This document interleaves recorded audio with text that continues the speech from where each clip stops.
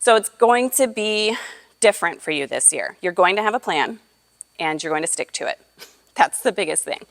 So one of the things that we're going to focus on through this holiday season, for all of you that have come to learn, is to be a little bit healthier, a little bit happier, maybe not necessarily lose weight, but how do you prevent yourself from putting on that sneaky little 5 to 7 pounds? I mean, honestly, the average American really does, between Halloween and New Year's, gain 5 to 7 pounds.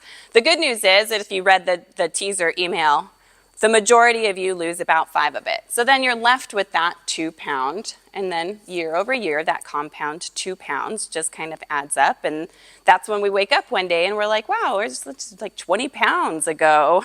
what happened? So we're going to cover some of my favorite building blocks to give you that plan. You see what I did there? Building blocks. Okay, anyways. Okay, so let's dive in. Building block number 1. This one's a little obvious, but move your body more than you are now. What happens is we get so busy through the holidays, people then start inviting you places. What's the first thing you do? Oh, well, I got to make time somewhere. You stop going to the gym. You don't go on that walk. You don't go do the active things.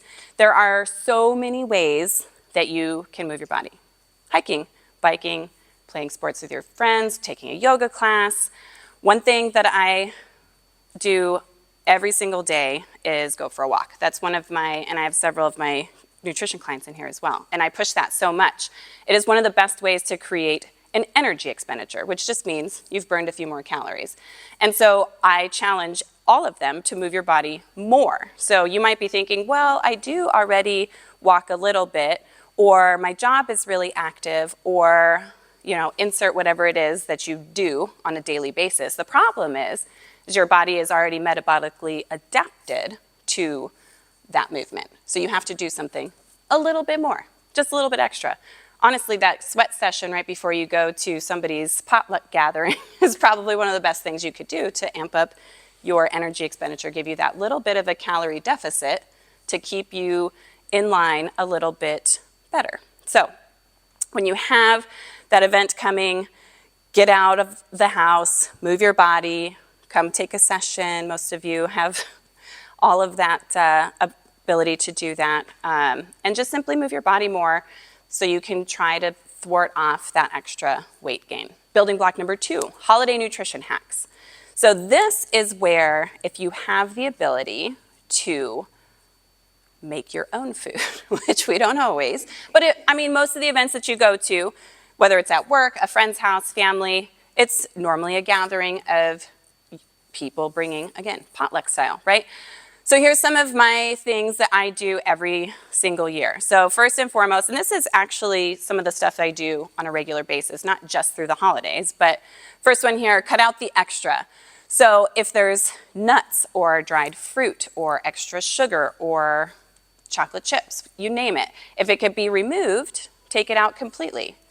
It's just extra fat, extra calories that cut into your desserts. And honestly, if you cut them in half or remove them completely, it could taste just the same. You can also utilize the swap out of fats. So many of my bakings I've made, I typically will use an alternative to a fat, whether it's applesauce, Greek yogurt, reduced fat sour cream, reduced fat cream cheese, and that way you can kind of cut some of the fat, some of the calories out of some of the items that you bake. Cook food separately. So this one specifically, who puts stuffing in their turkey? Not too many people. It's okay, Bobby. I cooked my turkey, or my stuffing in my turkey last year too. It's delicious. But what it does then is absorbs all that good juju from your turkey, aka fat. But it's fine as long as you make that simple swap. You can actually cook your stuffing on the stove or in the oven. There's so many recipes out there. And then you can control the additional fats that go into that and really then have a better gauge of that item.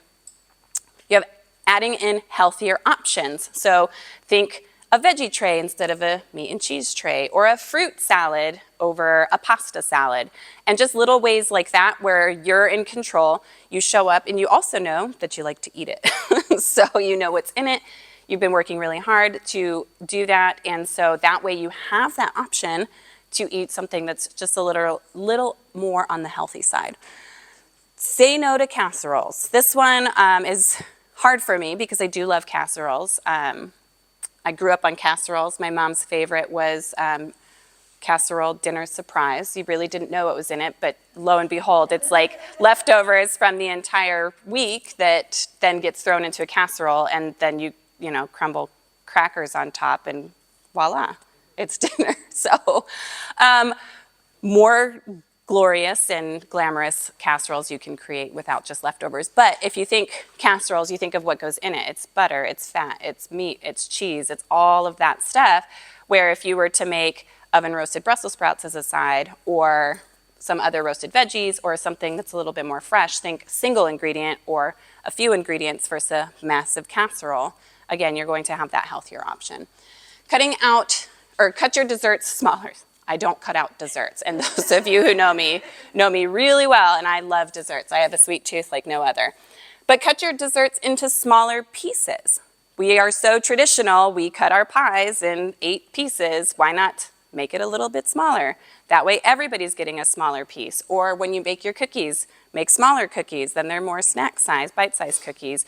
It's really easy ways to give you that option to cut it just a little bit, where you don't have to eat a massive cookie the size of your face. Yes, they are delicious, but you don't need to actually get yourself into that situation where you're now eating a larger dessert, because usually what happens, we eat it after the meal. And so now we're already stuffed, and now we just eat this massive dessert when we'd probably be just as satisfied with a small little taste. Building block number 3, don't show up starving. We convince ourselves that the best thing we can do is save all of our calories for the happy event. That is the worst thing you can do. It's actually very counterintuitive. So then what happens? We show up, we're starving. We get there, we eat 7 plates of food, and then we're miserable, and we're so unhappy. I'm like, oh my God, my stomach hurts so bad. Don't do that. If this is you, stop doing that. What you should do is build your day accordingly. And that means that have your good fruits and vegetables, so your whole foods, think building a holistic whole food plate, right? Eat your protein. So one of the things that I like to do is make sure, because and for my clients in here, you are also these people, I'd like to track my macros. And one of the best nutrients that you should be eating is protein. And we do not intuitively, as humans in general, eat enough protein. And even when you think you're eating enough protein, you're still not eating enough protein. And you kind of don't realize it. And I have a lot of people nodding their heads in here until you track it. And you realize, wow, I'm actually way under my protein intake where I should be. And so what I will typically do leading up to an event is I will make sure I hit about 2/3 of my protein goal. So I eat a big, robust protein breakfast. I'll eat protein at lunch as well. Usually breakfast will be egg whites and veggies. Lunch would be something light. Again, think lots of protein, salad, vegetables. That way when you go to your event, you haven't shown up ravenous, and then you fill the 3 plates. Again, you're like, you want to try everything. It's the worst thing you can do. So now you probably consumed more calories than you would have if you just ate throughout the day and kept it a little bit more balanced throughout your day. And this is actually really, again, most of these you'll notice are really good tips in general, just living. We just have a larger concentration of it through the holidays, because you see somebody usually on a Friday and a Saturday and a Sunday, and then there's the Christmas party and then the Thanksgiving, and so you get the idea. But start figuring out, how do I build my day to save enough? You could think save some of your carbs and your fat. That's likely what you're going to have with the cookies and the casseroles and the things that you want to try. But also just think that, right? Take a bite of this, take a bite of that. You don't have to fill your plate. So, building block number 4, limit your alcohol. If there is one thing that I love, it is a really good glass of wine. But I can stop at one glass of wine. I could go to a Christmas party or a holiday party and make that commitment to myself. And that's really what it is. You know, before you go, how many glasses are you going to have? Stick to it. That's the hard part. Once you have one, you're like, oh. But I don't cut it out. You know, I limit it. There are times, I mean, I've gone to plenty of parties where I show up with my own beverage, and maybe it's several LaCroix or bubblies or Waterloos, you know, the sparkling waters. And if you're worried about not fitting in, which we have this stigma that we have to fit in everywhere we go, make it look like a cocktail. Grab a cup, put some ice in it, put your sparkling beverage in there, twist of lime. Now look, you've got a cocktail that you can fit in and nobody's going to bat an eye, right? But again, just limit your alcohol. Give yourself a limit, stick to it, hold yourself accountable to what that is. So if your limit is drinking nothing, drink nothing. If your limit is drink one, have a glass of wine. The other thing that's really great is staying away from those mixed drinks. The mixed drinks have even more empty calories. I mean, alcohol in general is nothing but empty calories, which is why it's one of my foundational building blocks. But you drink your calories. If you want to cut it out completely, you actually will then get a little bit more food because you're not drinking that 200 calorie beverage or more. Some of those mixed drinks, those cocktails, will have a lot of those sugary, sorry, there's a bug, random, have a lot of those sugary syrups or mixers, and so you're just really kind of kicking yourself in the butt for that one. But a glass of wine, 120 calories. You can have, again, you bring your sparkling waters. You want to have like a vodka soda, you can do that. That'll give you 70 calories, but at the end of the day, the more alcohol you drink, the lower your ability to control the rest of it goes. You'll start eating more, you're sleeping like crap, and then you multiply that times 2 months of holidays. Before you know it, again, that's a big contributing factor to those sneaky little pesky pounds. The next one looks a little bit wordy. I'll let you guys read this quote, but this is all about you doing you. One of the things that I regularly hear from people is, but I don't want to be judged. Again, that whole fitting in, not having the cocktail. Somebody's like, oh, let me pour you a drink. And you're like, no, no, no, I'm okay. And you're like, what, you're not drinking anymore? What's your problem? Here, try my casserole. No, I'm okay, thank you. Oh, what, you're too good to eat my food now? We start getting ourselves built up and we start stressing about friends and family who are now judging our life choices because we're trying to be a little bit more health conscious. We're trying to be a little bit better. So I'm going to give you some helpful tips for that as well. With these large gatherings, you know, we are sitting in front of a lot of family and people we have not seen maybe for a long time. And they may have questions and comments, and some of them might not be very nice. Believe me, I've been through my fair share of that. Last year, actually, through the holidays, I was not just trying to maintain weight, I was trying to cut weight because I was prepping for a photo shoot. It's really hard, and people do judge you, and they're trying to push food on you and say, oh, you're too skinny, here, eat this. I'm like, stop pressuring me. It's okay, I'm fine, I know exactly what I'm doing. Thank you, I'm a professional. So, first and foremost, the most important thing to realize is that this is all about you. This is your choice. This is what you want to do. And so don't get defensive. Show up with kindness, answer the questions, allow for them. Know that people might make a comment like, oh, I noticed you're only eating fruits and vegetables. What gives? Yeah, thank you for noticing. I've actually taken the reins and trying to eat a little bit more health conscious this year. Something simple, right? More often than not, if they're coming at you with a negative kind of mentality, it's likely because it's forcing them to reflect and think about their own choices. Most of the time, we create this stressful situation when it doesn't necessarily have to be there, because in reality, stress is all in our head. That's why I left this quote. We create our own stress. We really do. We can make a situation worse if we show up with that defense, when really it could just be that that person just wants to ask questions, they're curious, and then maybe you have a new accountability buddy. Now you start answering their questions and they start thinking, oh, this is great, tell me more, I want to hear about it. How are you changing? Especially when they start seeing it. that's when people will start to get even more judgy. And again, this is real life. This isn't just through the holidays, more concentration with friends and family. But when people start to see a difference and they're not making a change, that's usually when you'll see that defense from them. They start to get upset because they're like, well, why are you, here, just eat this. And you're like, no, stop. I'm fine. I really am. So remember, you do you. This is your choice. This is not about them. You're not doing this for anybody but yourself.